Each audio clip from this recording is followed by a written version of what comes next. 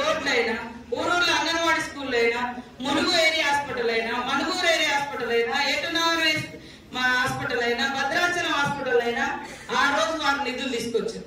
మరి వాళ్ళ యొక్క ఇల్లు ఇచ్చిందా కేంద్ర ప్రభుత్వం? ఒక పిల్లగానికి సంవత్సరానికి ఈ దేశంలో 2 కోట్ల ఉద్యోగాలు ఇస్తామన్నారు. ఒక్క పిల్లగానికైనా ఉద్యోగం ఇచ్చిరా? మనం 450 సిలిండర్ ఇచ్చిన కాంగ్రెస్ కేంద్ర మంత్రిగా బాదామని ఉన్నప్పుడు మరి దాన్ని తగ్గిస్తామన్నారు, 1200 చేశారు. ఇవాళ జిఎస్టి మనకు ఏర్పడతలేదు, దుకాణం వాళ్ళు తీసుకుంటారు అనుకుంటున్నాం. కానీ దుకాణం వాళ్ళ దగ్గర నుంచి కేంద్ర ప్రభుత్వం మరి చదువుకుంటే చదువు మీద 18%, చదువు మీద కూడా వసూలు చేస్తారు. బట్టలు ప్రతి ఒక్కరూ బట్టలు వేసుకుంటాం, బట్టల మీద 12% వసూలు చేస్తారు. 100 రూపాయలు ఉండే చీర మరి 200 పెరుగుతుంది. మనం అనుకుంటాం దుకాణాల రేట్ ఎక్కువ ఇచ్చిందని, ఎందుకంటే ఆయన జిఎస్టి కట్టాలి కేంద్రాన్ని. ఇట్లాంటి డబ్బులు